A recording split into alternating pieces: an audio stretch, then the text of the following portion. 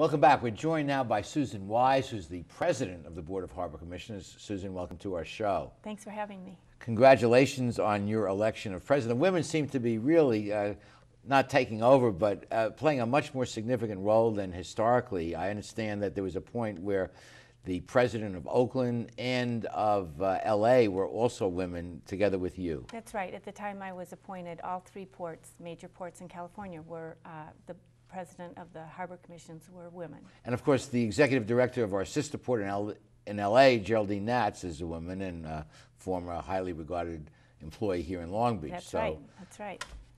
Well, the board sets priorities for the port, sets policy for the port.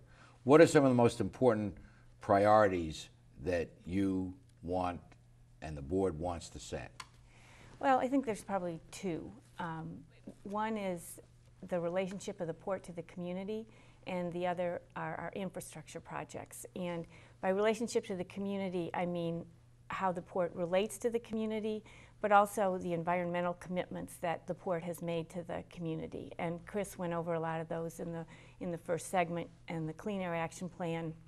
And we keep moving forward. We're finding better and better technologies. We're testing them and trying to adapt them to the port environment. If they can work, then we can go forward with them, incentivize businesses to develop those technologies. So the community, our relationship to them, and that also includes jobs. We are looking for every way we can to use the projects that we have in front of us to get jobs and training for people in our community. The other thing is our infrastructure. We have $4 billion in infrastructure projects coming forward, and also under infrastructure, I think of our relationships with people around the world that we continue to maintain and develop and foster. So I would say the community and infrastructure in very broad sense. And vis-a-vis infrastructure, I know one of the important components of this $4.5 billion capital improvement program is the rebuild of the Gerald Desmond Bridge. Let's take a look at that.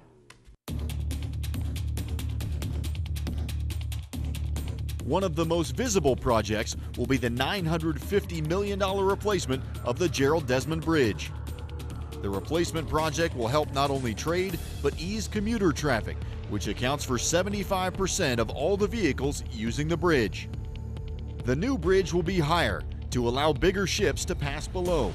It will include emergency lanes and a bike path. Truly, the new bridge will be better for the port and the entire community.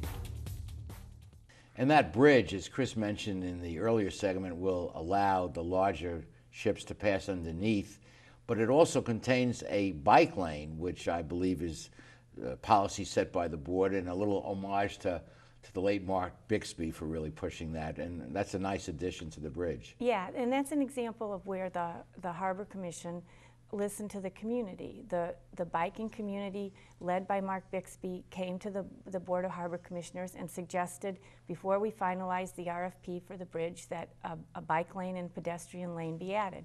So that's what was added to the RFP, the request for proposals, and the bids that will be opening in March will include bike lanes. Yeah. I know you mentioned commitment to the community, and the port spends some $80 million a year doing that.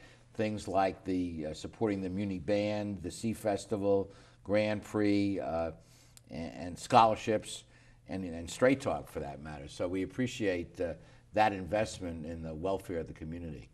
Well, the board loves to do that. We're all members of the community. I've lived here since 1974. I've raised my children here. Yeah. I mean, that's why we're on the Harbor Commission, is because we care about the community. Well, you know, to me, as an outsider looking in, this changeover to the whole Greenport philosophy is quite striking. I mean, it's like turning an aircraft carrier around. It's a giant thing to do, and to be the cutting edge and recognized as such throughout the world in the port community is, you know, really kudos to you guys. Well, thanks. Good, thank you. And you do have, as Chris mentioned, a zero emission goal that at some point in the future there will be no pollutants emanating from the port. Do I understand that right? That's what we're looking to do, and that's where we have this program called the Technology Advancement Program, where we are looking for new technologies. So for example, we talked before about the ships that cold iron. We're also looking for ships that cannot necessarily cold iron. We're looking for a technology where we can catch the emissions as the ship sits at dock. Wow. and eliminate them Well, from it's going really, into the air. It's really amazing because, you know, I know the traffic grows 6-7% a year and all this addition to infrastructure. So the volume is going up and the emissions are going down. right. You know, That's right. it would be something just to hold it level with Right. increase, but to actually go down in the face of increasing traffic is quite striking to an outsider. Right. No, it's a great accomplishment, and it's a model for the world. Yeah. Well, thank you for joining us, and thank you for your service to the community. Thank you. Okay, we'll be back with more of our show after these messages.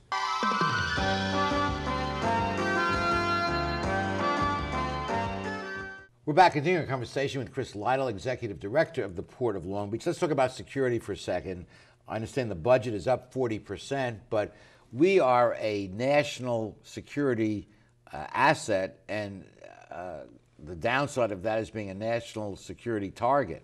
What we've been able to do, Art, that I think is really commendable is we've been able to get a lot of assets into our port to help us. We have been very successful with federal grant money, tens of millions of dollars to help us in that regard.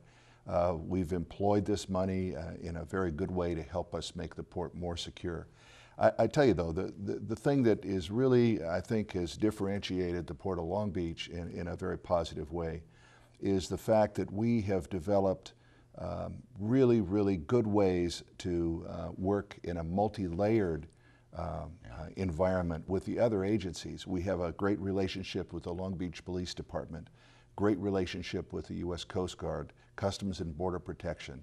And that's the part that, you know, should it ever come to some type of emergency, we have very, very good relationships. We train with these other agencies. But granting all that, with all of the volume of containers coming through the port from all over, and with what we saw during the lockout some years ago, what it can do to the economy, putting your mind in the shoes of the other guy, the bad guy, you know, this would be a node, a point to hit if you were going to choose somewhere. Well, we agree. I mean, this is an area that we have to be really vigilant. We have to have the best security, yes. And I think we do, and we're getting better every day. Wonderful. So. The Panama Canal is undergoing expansion, as many know, and this will create competition with East Coast ports and Gulf ports, and obviously creates a competitive situation for you guys. What are you doing in response to the expansion of the Panama Canal? Well, what we're doing is as President Wise mentioned earlier in the last segment, we have a capital program where we're spending $4.4 billion to get us ready, to make us more competitive. This is what our customers have asked of us, and we're stepping forward and doing that. We have to be competitive. We have to maintain a competitive edge. And as we do that, the shippers make the decision on how they're going to ship. And what they will do is they will come into the Port of Long Beach today, as we are ready today. There's a lot of work that has to be done on our east and Gulf Coast yet to be prepared for the larger ships that can make it through the canal starting in 2014. So eventually you will be able to accommodate these 18,000 TEU ships, 9,000 containers on one ship. That's massive. And they're going to be coming into your port and other ports in the future. Right. The industry is moving to bigger and bigger ships. We are prepared today in the Port of Long Beach to handle those big ships. Yes. As they get even bigger, we're making those changes, and we're investing that $4 billion. And that mega terminal in the inner harbor will be a more efficient terminal, and time is money to shippers, and they want to go to the port that can move the goods most expeditiously. Absolutely. The new Middle Harbor terminal will have a rail facility that's second to none. And it's so critical because the more containers that you can put on the rail, that means fewer trucks out on the street. And you know, as we develop the rail facility in Middle Harbor, you're going to have hundreds of thousands of truck trips eliminated off of the 710 and the other arterials. Going to a little personal question, Chris, you've been in port stuff ever since college, really, and you've traveled all over the world with various ports and all.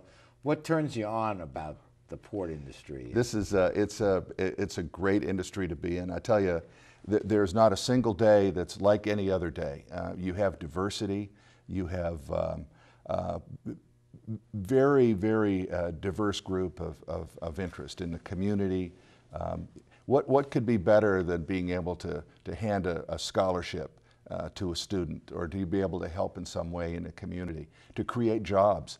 I mean, what other group can say that they've created the kind of jobs that we've created in the last And those several jobs years? aren't going anywhere, because if you're going to unload a ship, you got to do it here. You can't do it in Hong Kong or China or somewhere else. And those are well-paying jobs too. Yeah, yeah.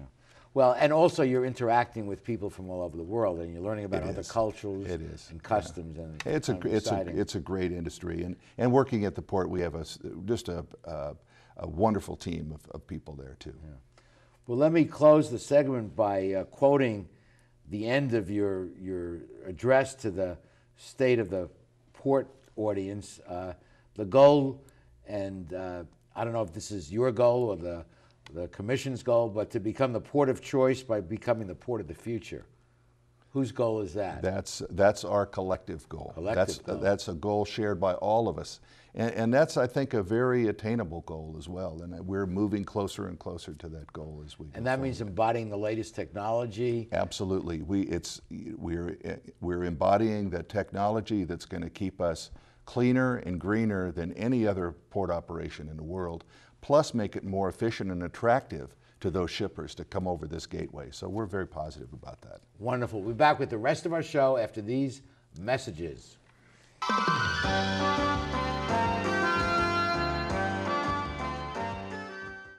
I think we're fortunate to have a port of the quality of Long Beach in our community, creating jobs, some 300,000 jobs in the region, being a world leader in environmental sensitivity, and also making commitments to the community. It's a real asset. I know there are some intrusions in everyone's life that we pay for having the port there, but when you think of the enormous benefits, I think it's a price well worth paying. And to have quality people like Susan and Chris at the helm gives at least someone like me assurance that we will continue to head in the right direction. And Chris, as you take over these new responsibilities, any final thoughts you want to share with our many viewers? Well, thank you very much, Art. It's great to be here. We definitely, as President Susan Wise said earlier, we want to be a vital part of the community, and we want to, we will continually try to minimize any of the negative impacts of the port operations. And while we're doing that, we want to create the jobs, and we will do that with this $4.4 billion capital program. That's going to create a lot of good jobs in the region here. And I think that's, that's commendable. We want to keep doing it. And I think that's going to be very important for us. But we would also invite the community members to come down and see us. Starting in May, we have our free harbor cruises. Those are wonderful. So please invite the community to come down and take advantage of that, and see some of the port up close and personal. You bet. Thanks for joining us, Chris. Thank you. Thank you at home for being our guest, and please be with us next week for the next edition of Straight Talk. Good night, everyone. Straight Talk has been brought to you by Southern California Edison, the Press Telegram, and remember, Straight Talk is viewable worldwide 24/7 at straighttalktv.com.